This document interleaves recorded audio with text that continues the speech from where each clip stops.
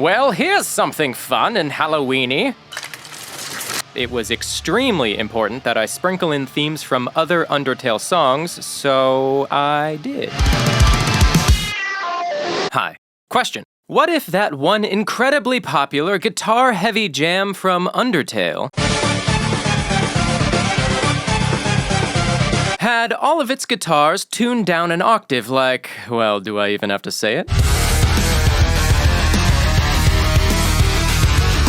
Well, now there's an answer, because I, Geoffrey Day, have created a song so outrageous that if played during that final battle with Sans, clicking the fight button would start a glory kill animation. As always, use the timestamp below to skip to the final product, and this video was brought to you in part by my amazing patrons. Stick around to the end for credits and to learn about the benefits. I mentioned to Kina that I wanted her to draw something a little spooky this time, because as you know, this video was released on Halloween. Nothing spookier than a skeleton, so I really set her up for success, I think. If you're considering subscribing, or if you already have, don't forget to follow Kina as well. She is incredibly good at what she does, and her links are in the description below. So, speaking of holidays, I want to do something just a little different for this video. I'm gonna be honest with you, I've played Undertale, I really enjoyed it, but there isn't that much to say about the music that isn't already widely known. This soundtrack, this game, Toby Fox, all of it's been dissected and redissected and remixed and discussed for years, and as a result, the game has one of the largest fan bases ever. In fact, I knew exactly what song I was gonna do the minute I considered covering Undertale, so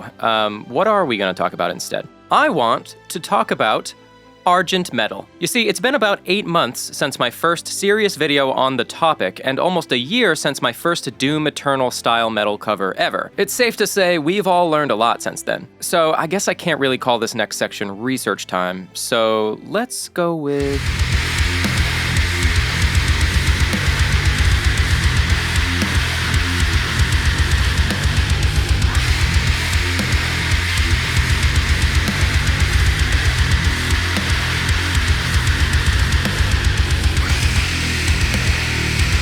After like a year of thinking about this stuff, I think the most important thing to say about Argent Metal is that to me, it's definitely more than just Doom music. I look up to guys like Mick Gordon, Hulshalt Levy, but I know that my covers don't sound exactly like the Doom soundtracks, or at least not in the sense that they would fit in a Doom game. Some songs just aren't melodically compatible, and there's people out there like Soundtrack to the Apocalypse, who emulate the Doom soundtrack far, far, far better than me. But with that said, a big surprise and learning moment for me was how well received my Bloodborne cover was. Honestly, I did not think that that was gonna do well, and it's because while I was making it, there was a point when I said, this is so far from Doom and Bloodborne that it doesn't really even make me excited. So at that point, I just finished it up, and I put it out into the world to be judged. But it turns out I was wrong, and it's being listened to a lot. So it made me think Argent Metal isn't really about being a Doom clone, or just about lawnmowers, or just 8-string guitars. It's first and foremost about recreating feelings like those that come from a game like Doom, or Bloodborne even. And since it is metal music, a way to recreate those feelings is with specific techniques in the music-making process. So,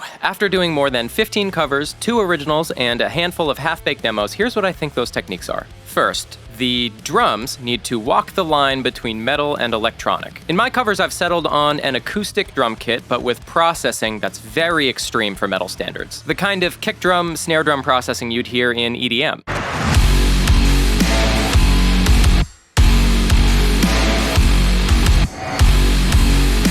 I bet you thought I was gonna start by talking about guitars, huh? Nope, drums come first. I will say, drums are an art, and it's not easy to nail this down. You can definitely hear the difference in the drums between my first video and this one, while the guitars are basically unchanged for 8 covers in a row. Okay, second thing, and this does also apply to the guitars. Stick with single notes for rhythms, leads, and really for everything. There's not a lot of harmony in Argent Metal, and when there is, it's usually an ugly harmony. Since the guitar parts are gonna be less complicated, it makes it easier to keep them locked in tight with the drums, doubling the amount of groove and intensity in the overall song, because intensity is king here.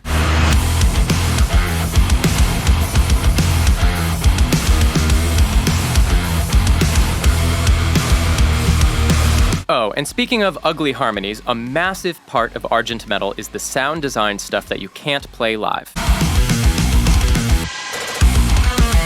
So this is number 3. In fact, I would argue that Argent Metal is not meant to be played live at all, disregarding that one time Mick Gordon played BFG Division on stage. This is because the guitars are just as equal of an instrument in Argent Metal music as everything else, all of which gets touched by the computer. The electronic bits aren't extras, they have to be treated like one of the main instruments. I look at guys like Andromeda as people who do this really well. If you saw the types of things that I do to the guitars that I record, you'd realize that every single one of my covers is nearly impossible to play live.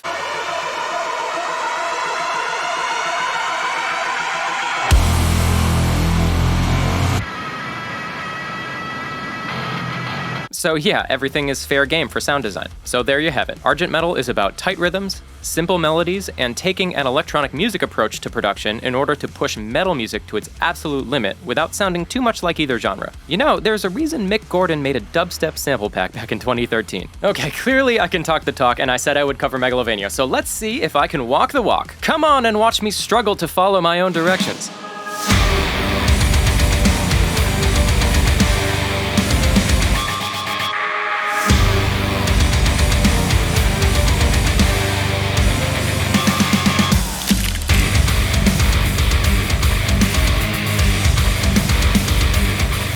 So speaking of songs that aren't melodically compatible with Doom, a 240 BPM punk song with big band horns for leads is not, ideal. Hey, David Levy, if you're watching this, your UAC Atlantica guitar riff works so nicely in the chorus of Megalovania that I'm just gonna use it.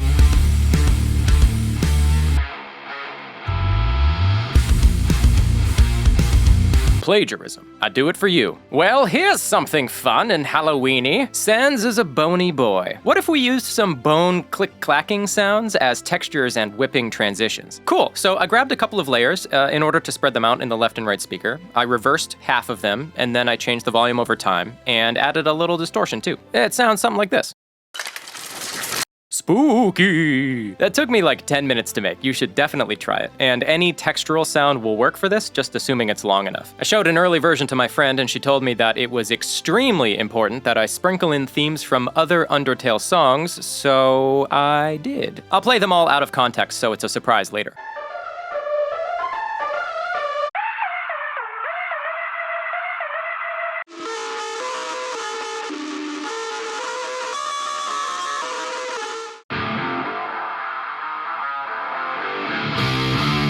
Yo, so check this out.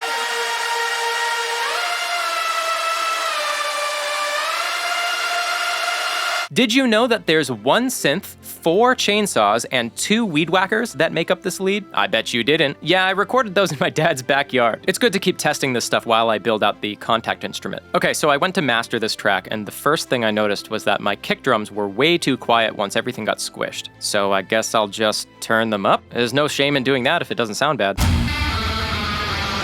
All right, this Metalomania cover is finished. See what I did there? Without further ado, Megalovania from Undertale in the Argent Metal style. Enjoy.